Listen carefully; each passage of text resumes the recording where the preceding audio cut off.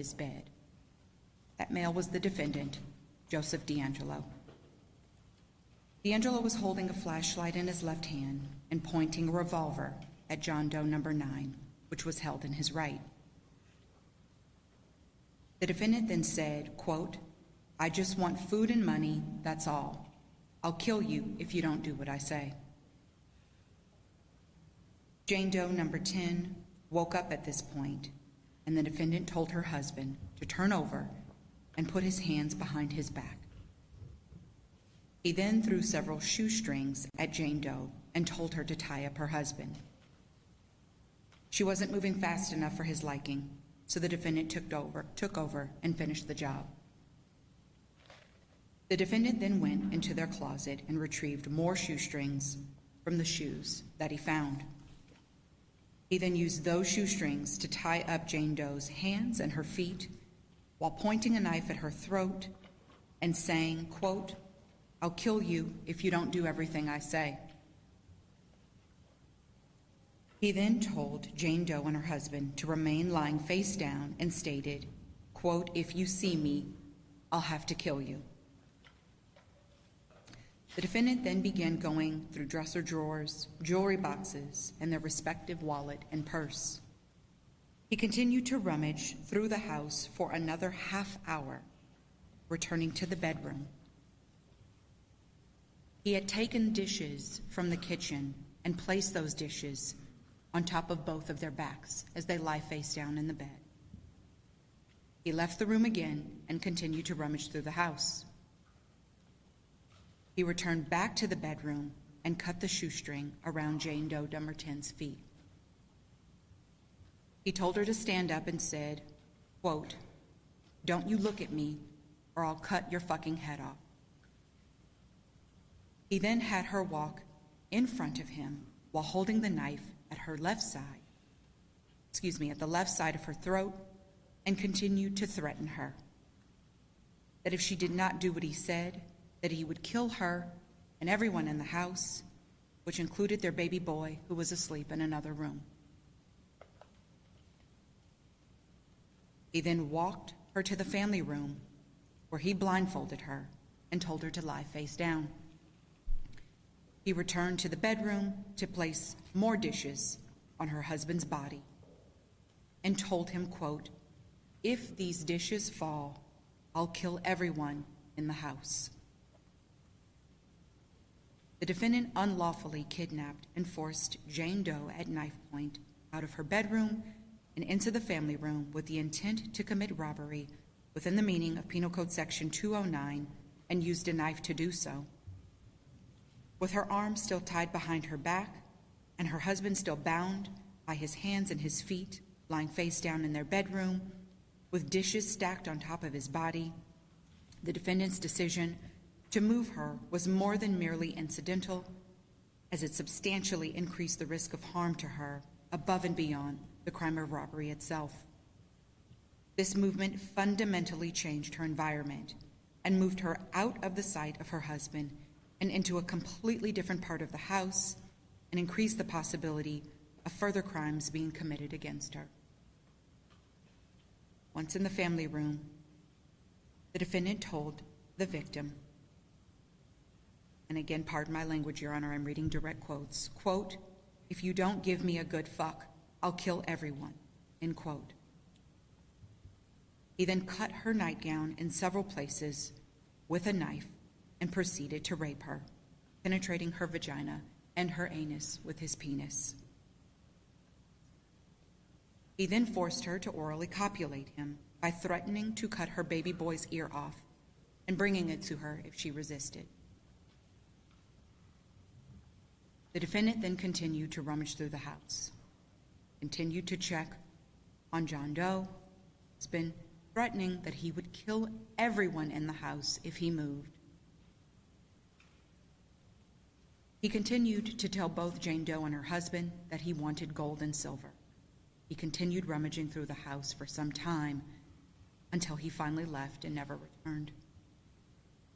Numerous pieces of jewelry and money were taken that night. The defendant was described as wearing a face mask with the eyes and the mouth cut out. and brushed suede gloves. Thank you. Defense wish to be heard to count 23.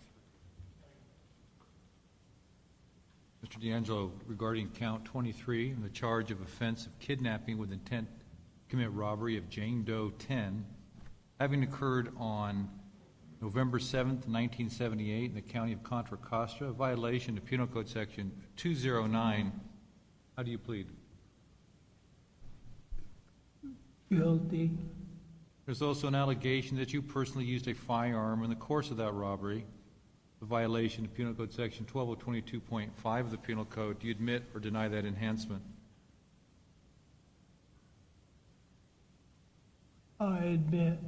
There's also an allegation that you personally used a knife in the course of that robbery, violation of Penal Code Section 12022. Do you admit or deny that, sir?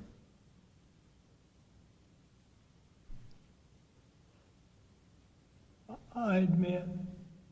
Regarding the uncharged act of rape of Jane Doe 10 having occurred on November 7th, 1978 in the county of Contra Costa, a violation of Penal Code Section 261, do you admit or deny? I admit.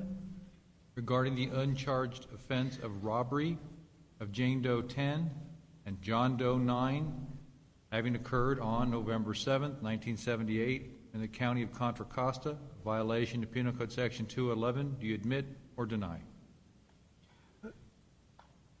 I admit. Regarding the uncharged offense of false imprisonment of Jane Doe 10 and John Doe 9 having occurred November 7th, 1978 in the county of Contra Costa, a violation of Penal Code Section 236, do you admit or deny? I admit.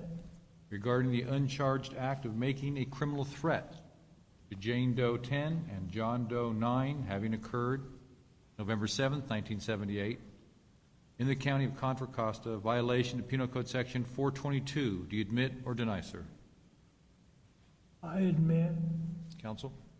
Thank you, Your Honor. If I may, if it pleases the court, for count 23, the correct date, Your Honor, I believe should be October 7th, 1978, and not November 7th of 1978. Thank you. With that understanding, does the defense wish to be heard as to the date? No, Your Honor. All right, very good. Thank you. Go ahead, counsel. Thank you for that correction. Thank you, Your Honor. The following is a factual basis for count 24.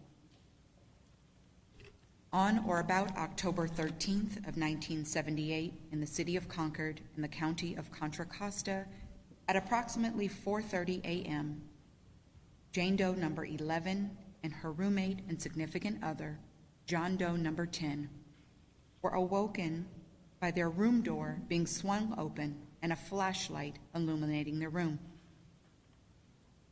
The male shouted for them not to move or he would kill them.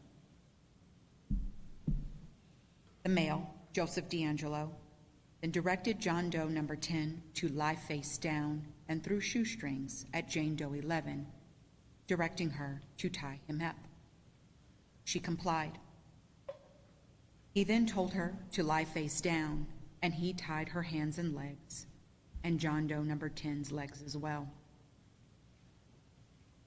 At this point, Jane Doe's daughter came running in to the bedroom at her mother's side, screaming.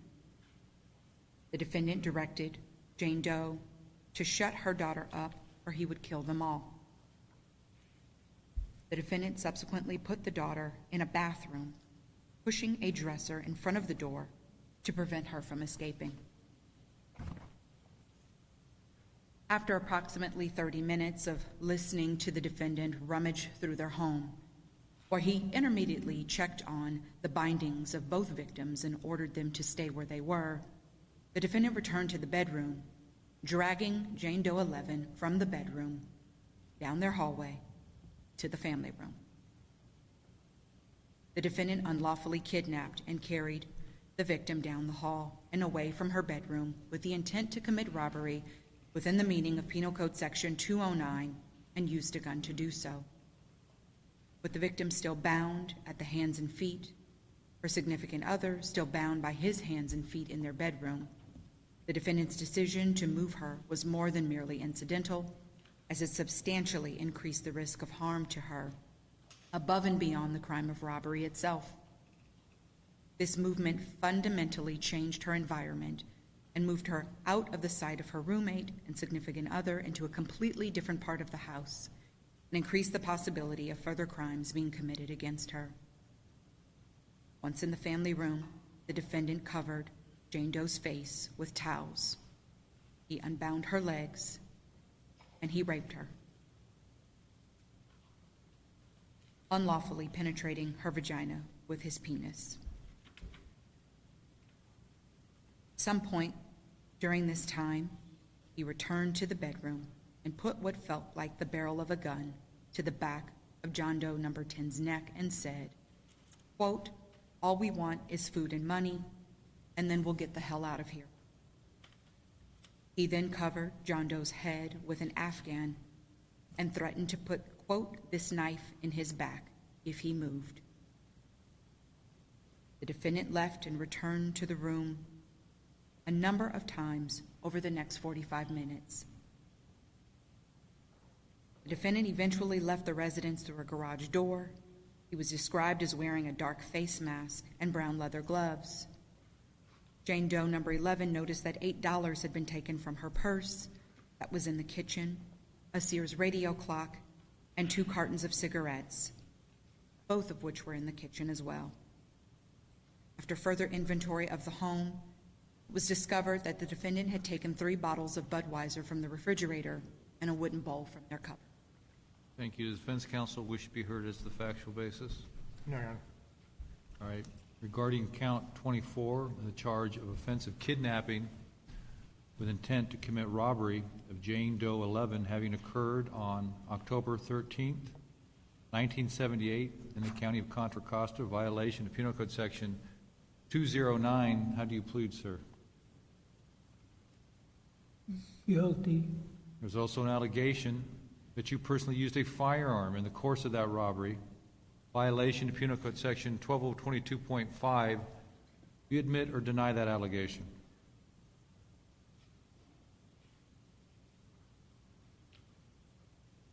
I admit. Regarding the uncharged offense of rape of Jane Doe 11 having occurred on October 13th, 1978 in the county of Contra Costa, violation of Penal Code Section 261, you admit or deny, sir?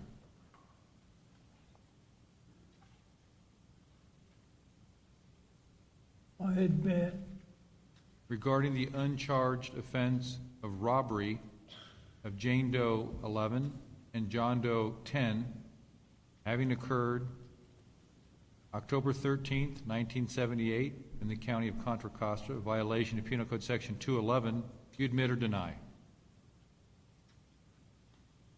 I admit. Regarding the uncharged offense of false imprisonment of Jane Doe 11 and John Doe 10 having occurred October 13th, 1978 in the county of Contra Costa, violation of Penal Code Section 236, you admit or deny? I admit.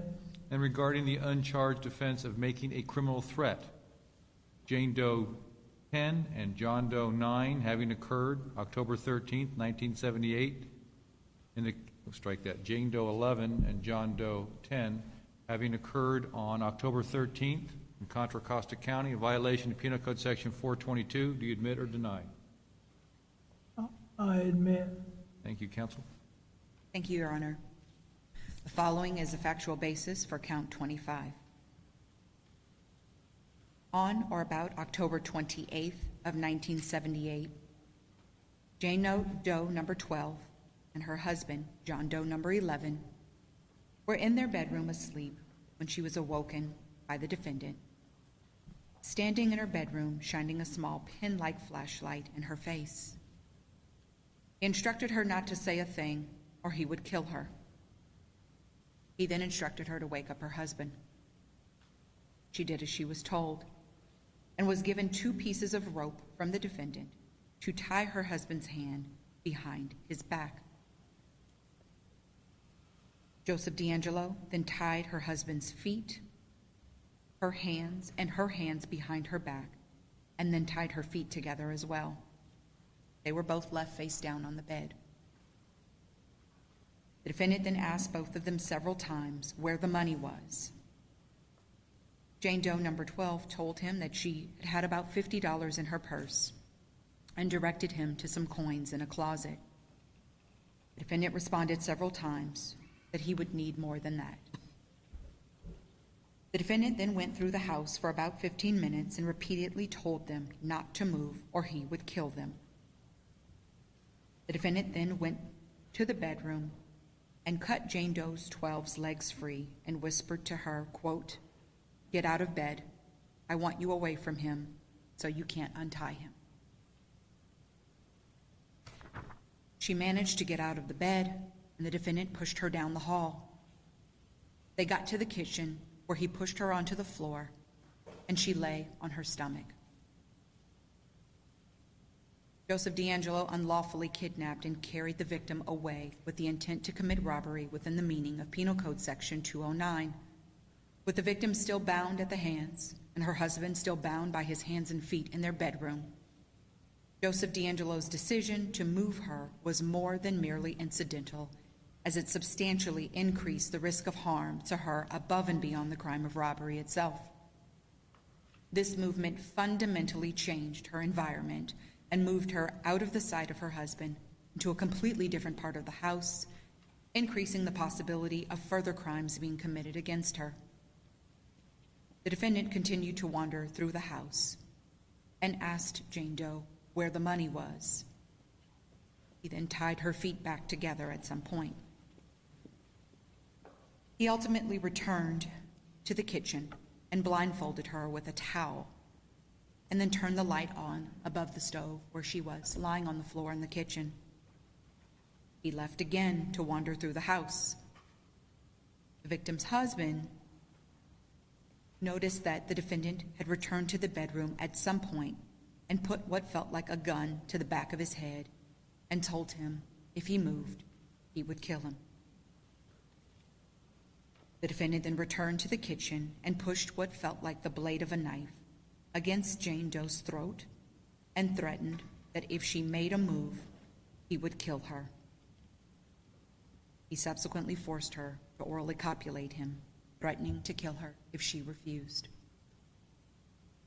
During the course of the robbery, the defendant also unlawfully and without consent penetrated the victim's vagina with his penis, raping her as she lay on the kitchen floor. He then forced her to orally copulate him again, threatening again to kill her. He ejaculated into her mouth and on the side of her face. Continued wandering through the house and made his way back into the kitchen, where he again raped the victim a second time as she lay on the kitchen floor. At some point, he noticed the ring on her finger, which he subsequently took off of her hand. He eventually left after the victim warned him that she was expecting a car service to pick her up early that morning, and the car would be there any minute. The defendant was described as having worn tan gloves and possibly having a mask on of some sort covering his face, and a total of $64 was taken along with 2 female rings.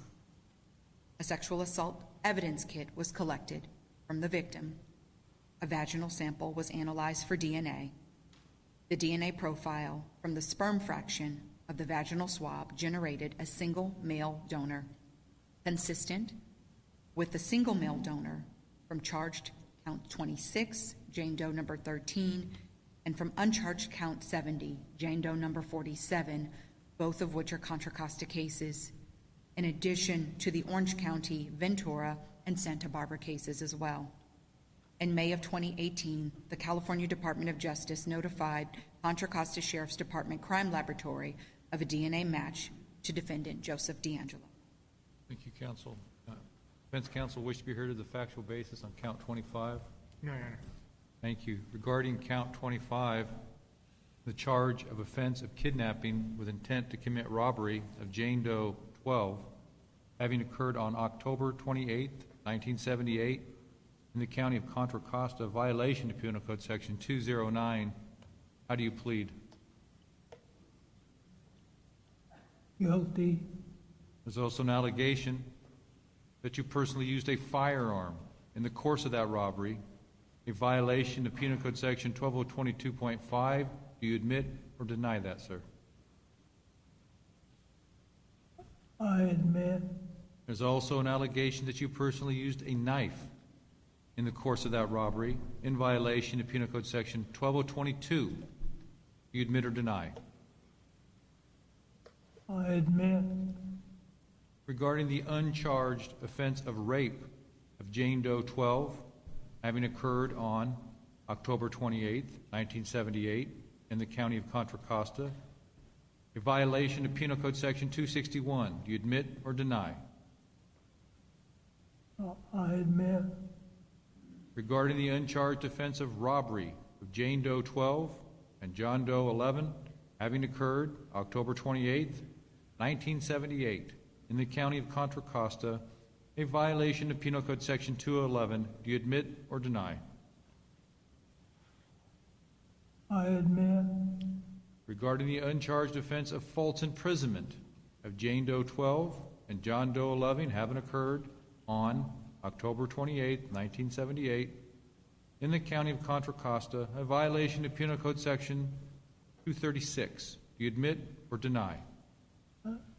I admit, Regarding the uncharged offense of making criminal threats to Jane Doe 12 and John Doe 11, having occurred October 28, 1978, in the county of Contra Costa, a violation of Penal Code Section 422. Do you admit or deny? I admit, Thank you, counsel. Thank you, Your Honor. The following is factual basis for count 26. On or about June 11th of 1979 in the city of Danville in the county of Contra Costa, at approximately 4 a.m., the victim, Jane Doe number 13, woke up feeling the presence of someone in her bedroom. She saw a male wearing a face mask with eyes and the mouth cut out, and also wearing gloves. That male was the defendant, Joseph D'Angelo. The defendant then said to her, quote, "Don't move, all I want is your money." He then told her to wake her husband, John Doe number 12, and directed both of them to roll over face down on the bed. He then told Jane Doe number 13 to tie up her husband, which she did. He then tied her up and gagged her and blindfolded her and carried her to the front room of the home and laid her face down on the floor. The defendant unlawfully kidnapped and carried the victim away with the intent to commit robbery within the meaning of Penal Code Section 209, with the victim still bound, blindfolded, and gagged, and her husband still bound by his hands and feet, lying face down in their bedroom. The defendant's decision to physically carry her, pick her up, was more than merely incidental, as it substantially increased the risk of harm to her above and beyond the crime of robbery itself. This movement fundamentally changed her environment and moved her out of the sight of her husband into a completely different part of the house and increased the possibility of further crimes being committed against her. While in the front room, the defendant untied her ankles and forcibly raped her, unlawfully penetrating her vagina with his penis. He then wrapped 2 towels around her head and retied her ankles. He continued rummaging through their kitchen and took beer cans out of their refrigerator. He subsequently left the home, having taken approximately $55, a diamond ring, and 1 wedding band. A sexual assault evidence kit was collected from the victim. A vaginal sample was analyzed for DNA.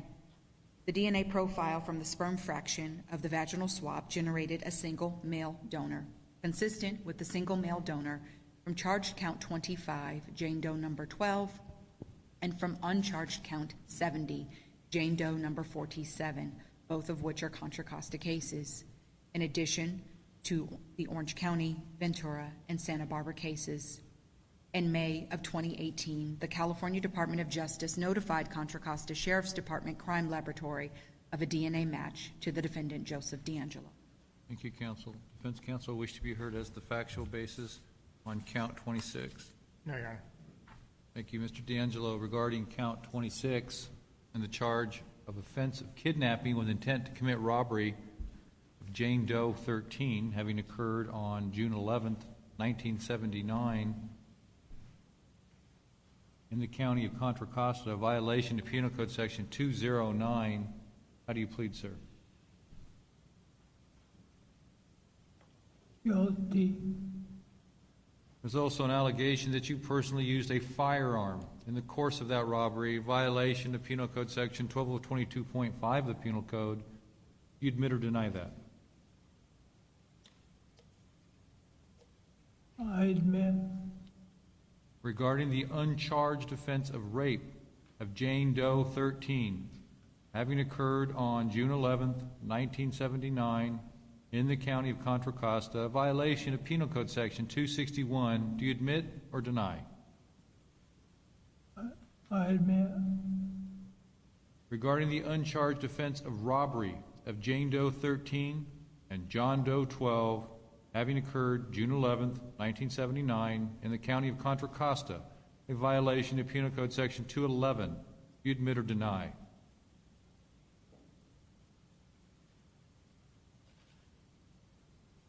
I admit. Regarding the uncharged offense of false imprisonment of Jane Doe 13 and John Doe 12, having occurred June 11th, 1979, in the county of Contra Costa, a violation of Penal Code Section 236. Do you admit or deny that, sir? I admit. Regarding the uncharged offense of making a criminal threat to Jane Doe 13 and John Doe 12, having occurred on June 11th, 1979, in the county of Contra Costa, a violation of Penal Code Section 422. Do you admit or deny? I admit. Thank you, counsel. Thank you, Your Honor. The following is a factual basis for count 70. On or about December 9th of 1978, Jane Doe number 47 was home alone. She lived in the city of Danville in the county of Contra Costa. She had gone to bed around 12:30 a.m. that morning, normally slept on her stomach. She was awoken out of her sleep by the touch of a male's hand on the nape of her neck. The male was Joseph D'Angelo. Still holding her head down, he also held a long, blunt-tipped object perpendicular to her throat and said, quote, "Don't scream. Don't make a noise. I won't hurt you. All I want is money and food for my van." He continued, "Where's the money? Where's the money?" He then told her to put her hands behind her back, which she did. He then pulled the covers off of her and told her to put her hands up high enough behind her back, which she did. He then tied her hands behind her back and pulled the bed covers over her head. He then pulled the bed covers up from the bottom, exposing her feet, and told her to cross them, which she did. He then tied her feet together and left the bedroom. Victim could hear him in her kitchen opening and closing cupboards and opening and closing doors in the hallway. He then entered her room again and began opening and closing drawers. She saw what she thought was a light from a flashlight at this point, and her head still covered with the sheets. He continued rummaging through the house and at some point turned off the radio in the living room and the heater, both of which she had left on before she went to bed. He then returned to her room once more, this time to her bedside. She heard something tearing. 2 strips of cloth were then placed over her eyes. At that point, what she heard next was the defendant masturbating at her bedside. He then walked into her bathroom and returned, continuing to masturbate. At this point, she smelled what she believed was the odor of her lotion from her bathroom. He then untied her legs, turned her over, and pushed one of her legs up toward the headboard of the bed.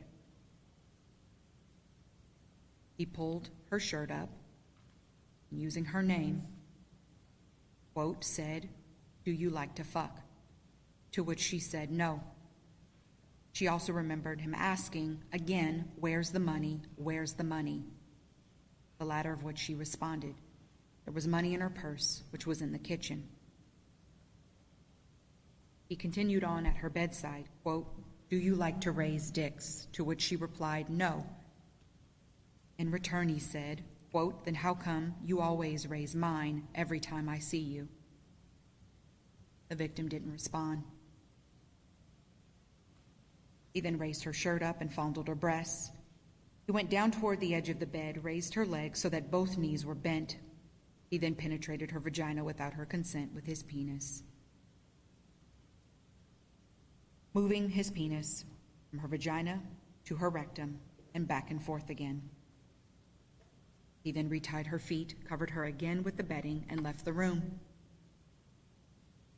Came back, though, turned her on her right side, and moved her left leg up toward her upper body. He then inserted his penis into her vagina without her consent and raped her again. Once the act was complete, he got up, rubbed his hands on his sheet, retied her feet, and left the room. She then heard a screen door open and waited for the defendant to leave. After waiting for a period of time, she began to try and untie herself. She was able to get to the kitchen to retrieve a knife to cut the ties, and at that point she noticed that it was about 5 a.m. She went to a neighbor's house for help. She was taken later that morning to the emergency room at John Muir Hospital for a sexual assault examination. After a search of her home, it was discovered that money, approximately $25, and her driver's license were taken from her wallet. Additionally, 5 pieces of jewelry were missing, which had been taken from the jewelry box. A yellow gold ring with a jade stone, a yellow gold ring with an aquamarine stone, a yellow gold stick pin with an opal stone, a white gold pendant with an opal stone and 2 small diamonds with a gold chain, and a yellow gold antique pendant with a pink stone with seed pearls and a yellow gold chain. The defendant had also taken a bottle of beer from her refrigerator, consumed it, and left it in the rear of her yard. A sexual assault evidence kit was collected from the victim. A vaginal sample was analyzed for DNA.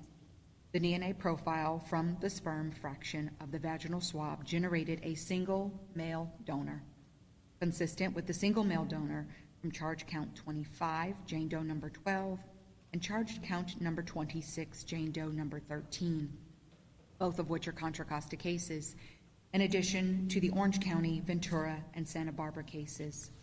In May of 2018, the California Department of Justice notified Contra Costa Sheriff's Department Crime Laboratory of a DNA match to the defendant, Joseph D'Angelo. Thank you. Does defense counsel wish to be heard as to incident 70? No, Your Honor. All right, Mr. D'Angelo, regarding the uncharged offense of rape of Jane Doe 47 having occurred on December 9th, 1978, in the county of Contra Costa, a violation of Penal Code Section 261, do you admit or deny that, sir? I admit. Regarding the uncharged offense of false imprisonment of Jane Doe 47, having occurred on December 9th, 1978, in the county of Contra Costa, a violation of Penal Code Section 236, do you admit or deny that?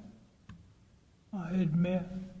Regarding the uncharged offense of making a criminal threat to Jane Doe 47, having occurred on December 9th, 1978, in the county of Contra Costa, a violation of Penal Code Section 422. Do you admit or deny? I admit. Counsel? Thank you, Your Honor. Following is a factual basis for count 71. On June 2nd of 1979, in the city of Walnut Creek, in the county of Contra Costa, Jane Doe number 48 was babysitting for a family in a single-story residence. At approximately 8:30 p.m., she was sitting at the kitchen table, and she heard either footsteps or a voice that caused her to look toward the hallway. She saw a male standing there with a white face mask on, holding a large leather sheath, which she believed contained a knife. The man standing in the hallway was Joseph D'Angelo. He said to her, quote, "Shut up, don't make a noise." He immediately grabbed her and pushed her head down to a point where she could not look up at him. He then walked her from the kitchen to the master bedroom and laid her face down on the bed. He directed her to put her hands behind her back and to hold still as he bound her wrists and ankles with plastic ties. He then covered her eyes with a halter top, placed a towel around her mouth, and gagged her with the towel. As she lay face down on the bed, he began rummaging through the bedroom and told her to be still or he would kill her. She believed that there was a flashlight in his hand at this time. He then turned her over on her back, her hand still bound and positioned underneath her back. He took her shoes and socks off. He untied the bindings around her ankles and got on top of her. He then took his own pants off and began masturbating. He then either spread her legs or told her to spread them and attempted to penetrate her vagina with his penis. At this point, he asked her, quote, "Have you ever fucked before?" He then got frustrated and stopped. The defendant then got up and began rummaging through the room again, still blindfolded. The victim felt something moist in her hands. The defendant moved to her left side of the bed and placed his penis in her hands and told her to stroke and play with his penis and to masturbate him. He then reached under her shirt, ripped up her bra, pulled up her shirt, and bit her left breast 4 times. One of those times biting down extremely hard. He then penetrated her vagina with his penis without her consent and raped her. He continued to tell her not to make a sound, stroked the left side of her neck with the sheath-like object, which again she believed to be a large knife within that sheath. He then told her not to move or he would cut her throat. He continued to rape her until he eventually stood up and bound her ankles once more. He rummaged through the room for a short time and left through the sliding glass door at the rear of the residence. She eventually was able to work her ankles free, believing it to be around 11:15 or 11:20 p.m. at that time. She awoke one of the children she was babysitting, was eventually able to get someone to contact her parents and the Walnut Creek Police Department. Thank you, counsel. For the defense, you wish to be heard as to Incident 71. No, Your Honor. Regarding the uncharged offense of rape of Jane Doe, 48, having occurred on June 2nd, 1979, in the county of Contra Costa, violation of Penal Code Section 261. Do you admit or deny that? I admit. Regarding the uncharged offense of false imprisonment of Jane Doe, 48, having occurred on June 2nd, 1978, in the county of Contra Costa, a violation of Penal Code Section 236, do you admit or deny? I admit. Regarding the uncharged offense of making a criminal threat to Jane Doe, 48, having occurred June 2nd, 1978, in the county of Contra Costa, a violation of Penal Code Section 422, do you admit or deny? I admit. Counsel? Thank you, Your Honor. The following is a factual basis for count 72. On June 25th of 1979, in the city of Walnut Creek in the county of Contra Costa, the victim was home with her sister and father, Jane Doe, number 49. She and her sister went to bed at around 9:30 or 10 o'clock p.m., and her father had gone to bed a little later, around 11, all in their own respective bedrooms. It was customary for everyone to sleep with their bedroom doors closed. The victim indicated that she did sleep with her window open that evening. She wore a full-length nightgown to bed and cotton underwear. At some point in the middle of the night, a man jumped on her back. She was asleep in her bed. He put his hand over her mouth and said, quote, "Don't say a word. I'm not going to kill you. All I'm looking for is money. All I want is money." She could feel the sharp point of the knife being put to the side of her neck. He pulled her comforter back and told her to place her hands behind her back. She complied. She could feel her hands being tied tightly with some type of twine or rope. He then got off of her bed and covered her entire body, including her head, with the comforter. At some point during the sequence of events, her feet were tied together as well. At this point, she turned to see the male, Joseph D'Angelo, the defendant, in her bedroom. She observed his clothing and could see that he had a light-colored mask over his head. At that point, she was left alone for a few minutes as he rummaged through her bedroom. She was threatened again not to say a word. He then returned to her bed after about 5 minutes with a piece of cloth material and forced it into her mouth, and then tied a bra around her head and also obtained a pair of underwear from her underwear drawer and tied those behind her head. She was not blindfolded at this point. The defendant commanded her to keep her head down and not to look at him. He continued to say that he was looking for money, and at this point, she saw what she believed to be a flashlight after seeing momentary flashes of light in her room. He then found a table lamp in the room and turned it on and continued to rummage around her room and said, calling her out by name, "Just do what I want, and I won't hurt you." She then heard what sounded like someone applying baby lotion or hand lotion either to their hands or some portion of their body. The defendant returned to her bed, straddled her body, and placed his penis in her hands, which were still tied behind her back, and told her, quote, "You rub my cock, and you better make it good or I'll kill you." She did as she was told. He then directed her to turn over on her back, and she complied. He removed the ties from her feet and reached under her nightgown, pulling her underwear down, and asked her something to the effect of, in a direct quote, had she fucked or done this before? At this point, her face was covered by a shirt that the defendant had put over her face and gave her the following command: "I want you to spread your legs apart." She complied. He got on his knees and maneuvered her legs on each side of his body and then penetrated her vagina without her consent with his penis and raped her. He continued thrusting against her body and then eventually pulled his penis out. He then retied her feet together, her hands still bound behind her, still gagged, face still covered with the shirt. He then put his mouth close to her ear and said, quote, "I'll kill you," while I'm looking for money, money, money. He then left her bedroom, closing the door behind him.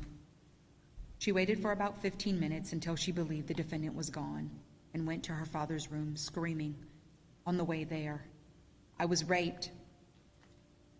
The police soon arrived, and she was ultimately taken to John Muir Hospital with her sister and mother for a sexual assault examination. Thank you, counsel. Defense counsel wish to be heard as to incident 72. No, Your Honor.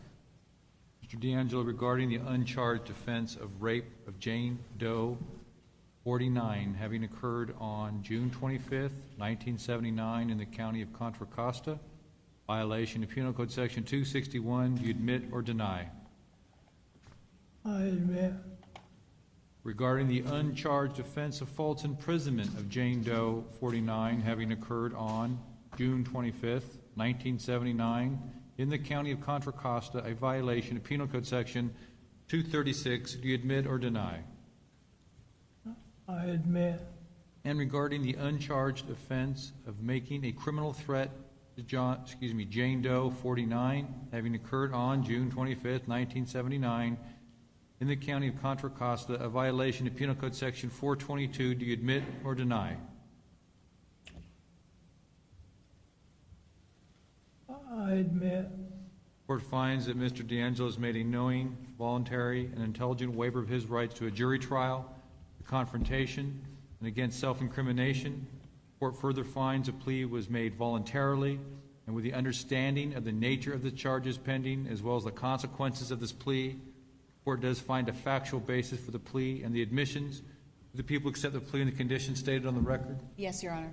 Court accepts the plea and the conditions stated on the record, and based on the plea of guilty and the admission, the court finds count 23 does find Mr. D'Angelo guilty of the crime of kidnapping with intent to commit robbery, violation of Penal Code Section 209.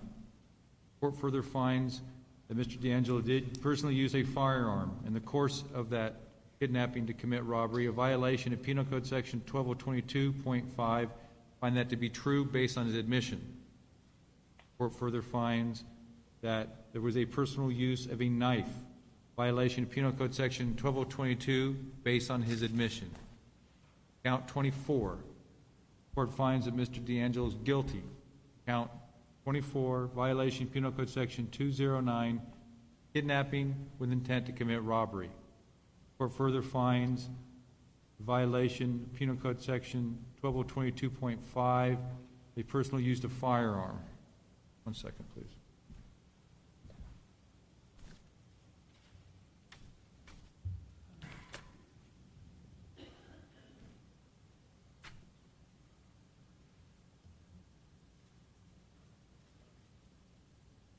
As to alleged count 25, the court finds Mr. D'Angelo guilty, violation of Penal Code Section 209, kidnapping with intent to commit robbery. The court also finds violation that he did personally use a firearm in violation of Penal Code Section 12022.5 to be true based on his admission.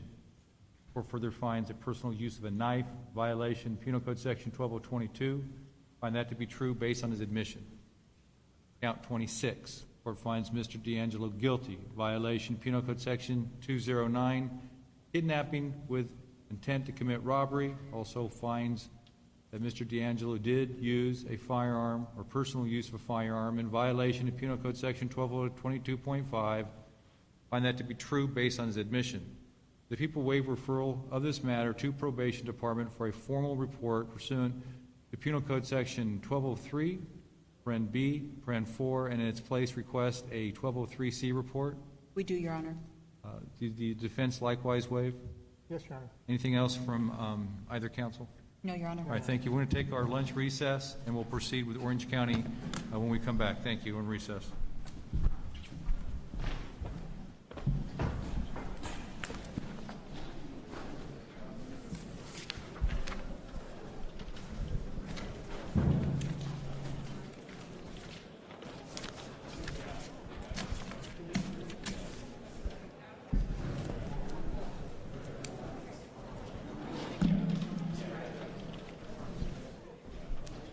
I think we need these anymore. Oh, you're done. I think we're done.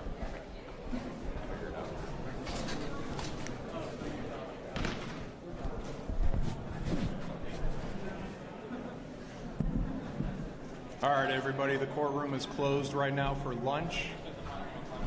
From 12 to 1, we will open back up again at 1 o'clock to process everybody back through security. So try to be back here by 1 o'clock to get through security, and then court will resume at 1:30. Okay?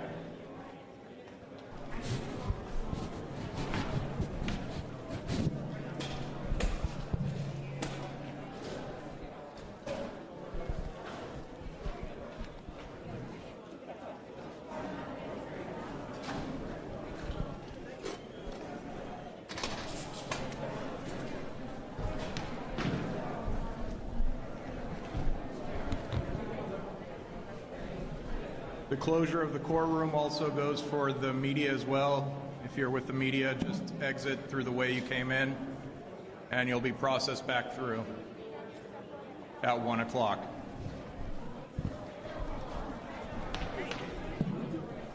Hi guys, can you guys gather up all your stuff? Everybody has to exit the courtroom to lunch. Take everything out? No.